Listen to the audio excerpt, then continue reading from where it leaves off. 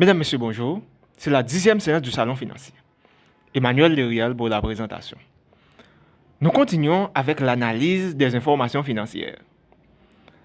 Dans la 8e et la 9e séance, nous avons parlé des analyses budgétaires, en se basant sur le contrôle a priori et le contrôle a posteriori.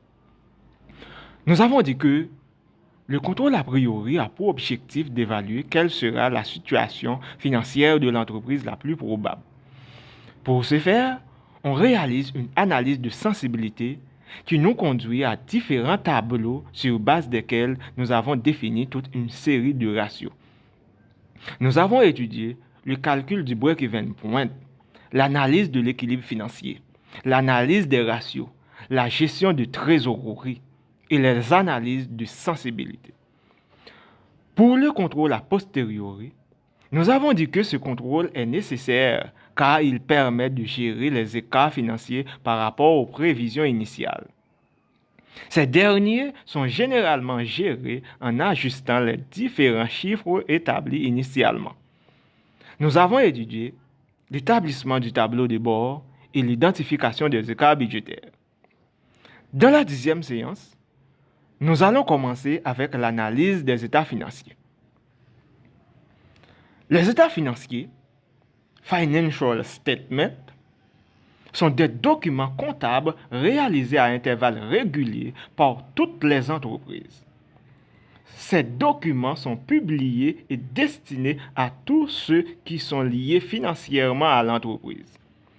Les actionnaires, les clients, les fournisseurs, les salariés, les créanciers, les autorités fiscales, les analystes financiers, etc.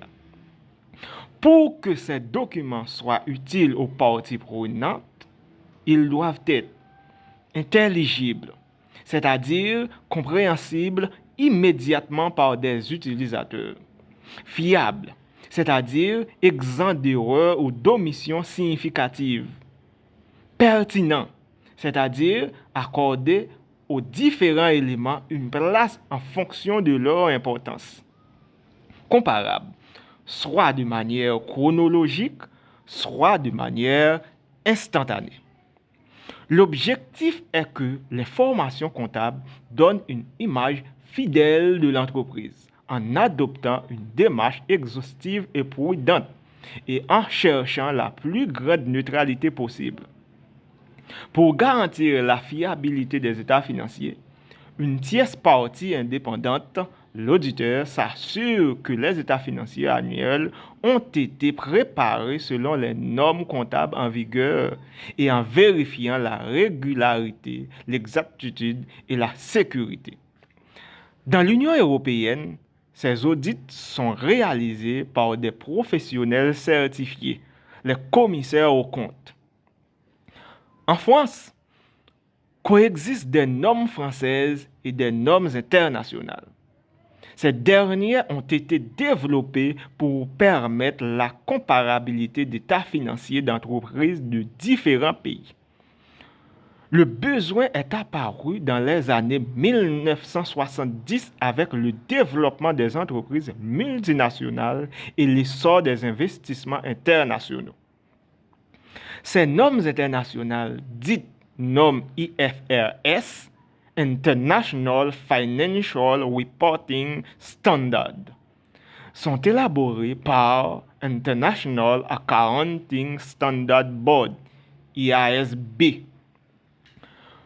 Plus de 120 pays ont adopté les normes IFRS, à l'exception des États-Unis et de la Chine qui maintiennent leurs standards comptables nationaux.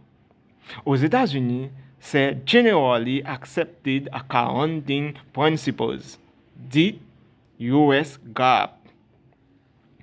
Maintenant, passons au bilan. Le bilan, balance sheet or Statement of Financial Position, est un document comptable qui fournit une vue d'ensemble du patrimoine de l'entreprise à un instant donné. Il s'agit d'une photographie de ce que l'entreprise possède et de ce qu'elle doit. Il est réalisé en général une fois par an à la fin de l'exercice comptable. Le bilan est divisé en deux parties. les actifs, assets, et les passifs, equity plus liabilities. L'actif recentre tous les emplois de l'entreprise et le passif l'ensemble de ses sources de financement. L'actif et le passif sont égaux.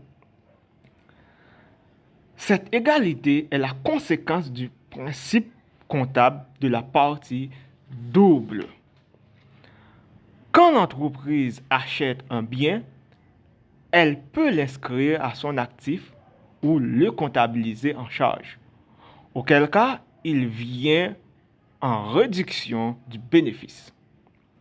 Cette première partie de l'écriture fait augmenter l'actif ou baisser le passif. La seconde partie de l'écriture consiste à inscrire la contrepartie de l'achat, qui peut être une réduction de la trésorerie de l'entreprise ou l'apparition d'une dette à l'égard du vendeur, augmentation du passif. La seconde écriture vient par conséquent équilibrer la première, garantissant l'équilibre permanent de l'actif et du passif du bilan. L'actif du bilan. L'actif du bilan est constitué de plusieurs postes. 1. L'actif non courant ou actif immobilisé. Ce poste comprend les actifs nécessaires à l'exploitation de l'entreprise qui ne sont pas détruits lors d'un cycle normal d'exploitation. Ce sont donc les actifs durables qui conservent une valeur économique au fil du temps. Les actifs non courants peuvent être de 3 types. Les immobilisations incorporelles, qui regroupent les actifs fixes intangibles de l'entreprise. Parmi ces actifs, on retrouve les écarts d'acquisition, encore appelés survaleur ou goodwill.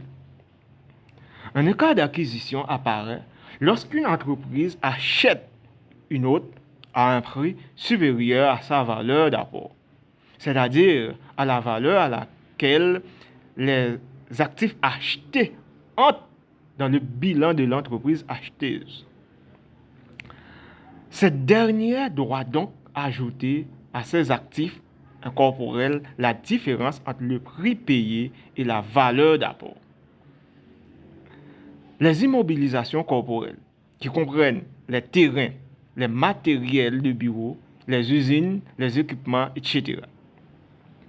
Les actifs financiers non courants ou immobilisations financières, qui comprennent les titres de filiales, les prêts et les cautions consenties à d'autres entreprises, ainsi que les titres de participation qui ont vocation d'être conservés durablement. Les actifs non courants et amortissement. 2. Certains actifs non courants deviennent obsolètes. Les équipements, par exemple. D'autres voient leur valeur évoluer au fil du temps. Les bâtiments, les titres. La valeur comptable d'origine de ces actifs peut donc ne plus refléter leur valeur courante. Bien que ces variations de valeur ne constituent pas des charges effectives, il faut les prendre en compte si l'on souhaite donner une image fidèle de la situation patrimoniale de l'entreprise. L'enregistrement d'amortissement permet de répartir dans le temps la perte de valeur des actifs immobilisés quand celle-ci est certaine et irréversible. Lorsque l'entreprise constate une diminution de la valeur d'un actif, mais que celle-ci est incertaine ou réversible, la moins-value latente est enregistrée en provision. L'actif peut être présenté de manière à faire apparaître l'amortissement et provision. Il faut pour cela le présenter en 2 colonnes. L'actif brut et l'actif net, avec relation actif net égale actif brut moins amortissement plus provision. Pour les amortissements, il existe différentes méthodes pour répartir la perte de valeur sur la durée de vie utile des actifs. L'amortissement linéaire, qui répartit de manière uniforme les charges d'amortissement sur la durée de vie théorique de l'actif. La valeur nette comptable de l'actif, c'est-à-dire la différence entre sa valeur d'acquisition et le cumul d'amortissement passé, baisse tous les ans du même montant. La charge d'amortissement annuelle s'obtient en soustrayant la valeur résiduelle de la valeur historique, s'il y en a, en la divisant par sa durée de vie théorique. L'amortissement dégressif. Il donne une charge d'amortissement décroissante au cours de la période de l'amortissement. En général, le taux de cette méthode correspond au double du taux d'amortissement annuel utilisé selon la méthode d'amortissement linéaire. La valeur comptable de l'immobilisation étant décroissante, la charge d'amortissement diminue au fil des ans. Ce régime d'amortissement est réservé à certains actifs neufs dont la durée de vie théorique est d'au moins 3 ans. L'amortissement dégressif doit être abandonné au profit de l'amortissement linéaire lorsque le taux dégressif devient inférieur au taux linéaire calculé selon la durée de vie théorique résiduelle. L'amortissement variable, dont le rythme est déterminé par l'usure réelle de l'actif et non par une règle comptable. Il est à noter que lorsque l'achat a eu lieu en cours d'année, la première annuité d'amortissement est calculée au prorata temporis, c'est-à-dire proportionnellement à la durée effective d'utilisation de l'actif. La première annuité étant partielle, elle est complétée par une annuité supplémentaire en fin de vie comptable de l'actif. Merci d'avoir été les nôtres. Au revoir.